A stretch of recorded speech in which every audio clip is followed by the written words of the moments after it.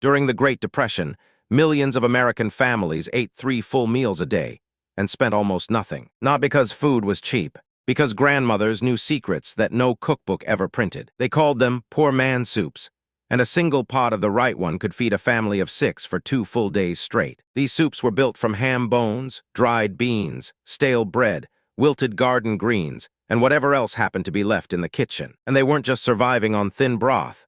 Many of these soups tasted so rich and deep that you'd swear something expensive had gone into the pot. Today, almost no one makes them. Almost no one even knows what most of them are called. Campbell's Soup launched a massive advertising campaign in the 1950s.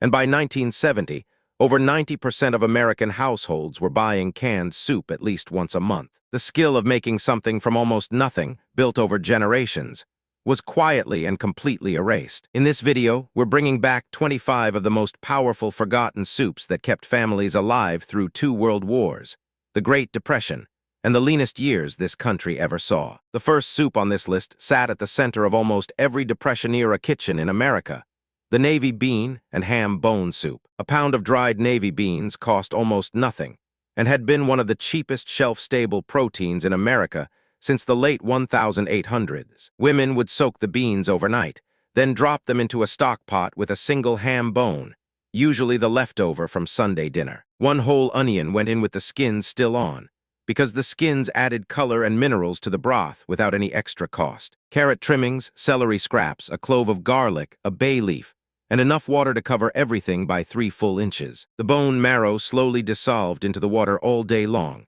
and by evening the broth had a thick, savory depth that tasted like something simmered for far longer than it had. 1 pot fed a family of 5 for supper that night, and again for lunch the following day, often served alongside leftover cornbread or yesterday's biscuits. The second soup was the winter workhorse of New England families, Midwest kitchens, and nearly every immigrant community with roots in Northern Europe: split pea soup. Green or yellow split peas were simmered for hours with a ham bone, an onion, carrots, and celery until the peas completely broke down and the broth turned thick and creamy on its own. Dutch and Pennsylvania German grandmothers often added a peeled potato for extra body. Jewish grandmothers from Eastern European traditions sometimes finished the pot with a brisket bone or whatever beef scraps were available that week. Scandinavian families in Minnesota and Wisconsin added a splash of cream at the end and set a slice of dark rye bread alongside each bowl. Split pea soup crossed economic class lines entirely.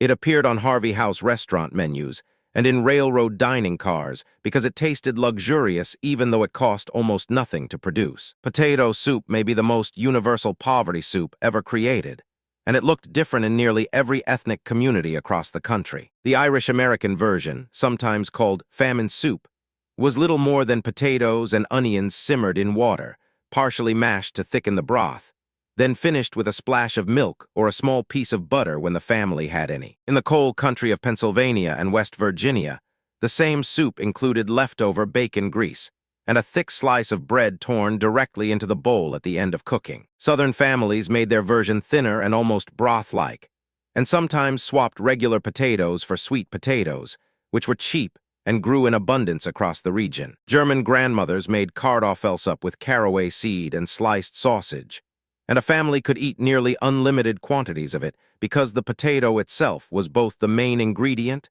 and the thickener at the same time. The bread and vegetable soup family is perhaps the most efficient soup the poor have ever created in the history of human cooking. Italian-American grandmothers called it ribollita. In Tuscan-American kitchens, it was sometimes called a quackata. Across the South and Midwest, it was simply old bread soup. Stale bread that would have been thrown out or fed to the pigs was torn into rough chunks and dropped into a pot with onions, cabbage, carrots, turnips, kale, potatoes, and whatever else the garden or pantry held that day. Italian grandmothers drizzled olive oil over each bowl and grated a little Parmesan on top, when there was any. But the most austere versions used no fat at all and still filled you completely. Cabbage soup, a single head of cabbage simmered all day with a ham bone, became so closely tied to poverty that it crossed every ethnic boundary in America. In Jewish kitchens, it sat alongside chicken soup as both comfort food and a stretching agent.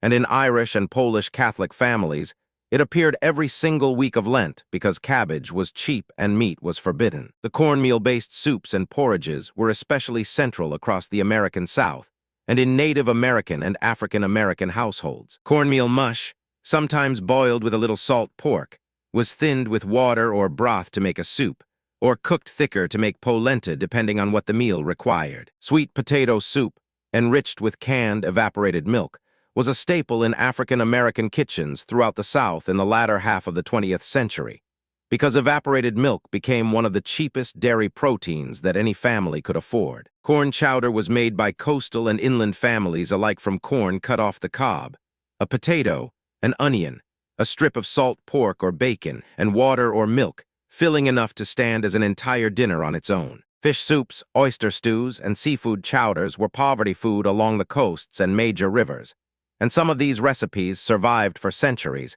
because the ingredients were essentially free. A single bluefish or mackerel could feed a large family when simmered low and slow with potatoes, onions, and salted water. In Chesapeake Bay communities, oyster shells have been found in archaeological layers thousands of years old, and oyster stew made with a little milk, butter, and crackers was both a Christmas Eve tradition and a routine everyday supper. In Louisiana and along the Gulf Coast, gumbo, jambalaya, and courtbouillon served the exact same role, using rice as both filler and base to stretch a small amount of seafood into a full, satisfying meal. Vegetable and wild green soups were the most cost-free soups in history because the main ingredients required no money at all, only a pair of hands and knowledge of what grew nearby. Dandelion, mustard greens, turnip greens, collard greens, kale, sorrel, purslane, lambsquatters, stinging nettle, and watercress all formed the base of dozens of different regional soups across the country. A green soup might be nothing more than a pile of cooked wild leaves stirred into a broth made from a ham bone,